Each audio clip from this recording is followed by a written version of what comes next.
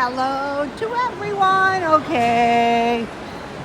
I'm walking 2 hours a day and I parked in the shade. But I want to talk to you guys about something. Okay, in my life, I was fired as many times as I was hired. So you get the idea. I was always looking for a job. I am not very sensitive about being fired. I was expelled twice. Once from legal secretary school, which I really hated it, and once from nursing school. I was expelled. So I'm not highly sensitive about being expelled or fired. And I was unceremoniously bounced out of 2 apartments right before Christmas. I thought that was cold. The first time it happened to me, I saved $1,200 a year after I was kicked out. And what was kind of sad is most of the people that were living there when I was living there in the first apartment are still there, and it's really bad. And then in the last apartment where I was bounced out of there on Halloween, I'm sure everyone is still there except for me. And I showed you a shot of my apartment where I live now. It's 100% nicer. And so, that was the luckiest day of my life. Although it was an expensive move, and that aggravated me because I worked so hard to accumulate my assets and money, but in the end, I was much better off. So, you might be saying, well, why are you so obsessed with being prepared? With the life I lived, I had to be prepared for the worst at all times. Okay, so why am I walking 2 hours a day? Well, the reason I'm walking 2 hours a day is I'm preparing my future so that I keep my heart strong and I keep my muscle mass strong so that I can live longer. If nothing goes wrong, anything can go wrong. So by these conditions, the firing every time I turned around, the getting bounced out of, what are these things called, trade schools, and getting kicked out of my apartment has given me the kind of mentality of, also I had friends that turned on me and backstabbed me. I'm not their friend anymore, not at all. So you realize, you get to a certain, I had a boyfriend one time, a wealthy boyfriend, and he said, you can count your friends on one hand. And I go, wow, how can you be so cynical? You're making me read how to win friends and influence people. Well, you live long enough. He was so right. There's my favorite store. So, this is why I am a preparedness freak. Okay, we want our apartment back. You want it back? Here you go. That's the last dollar I'm ever paying you. Get out of this trade school. Oh, really? Excuse me, I think I'm paying you. You're not paying me to be here. That is fine. The last trade school, okay, the first trade school I got kicked out of, back in the day, they were more fair-minded, and since they kicked me out,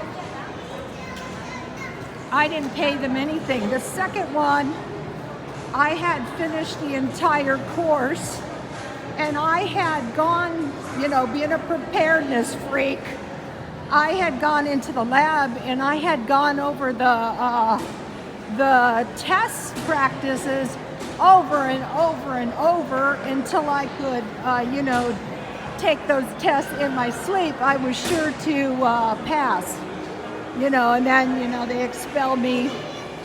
I was also the salutatorian But truthfully, that was the luckiest day of my life, because since they kicked me out, they offered me a deal. I had a school loan due as soon as in 1 month. It was going to be $24,000. They said, well, if you just get out, pay us $6,000. And I said, well, you know what I said, it starts with an F, U, and I took the deal, $6,000. Because I was at that point basically in LVN, and I could always go to junior college or college. So I was lucky in both of those cases. And in the employments, I would always find a better job. So it always worked out. But that is why I'm walking. You know, I'm going to get nothing but older. Here's, you know why this place is so as successful? I was thinking about this, is because every woman has got to wear a bra. And some of their bras are rather inexpensive, like $9.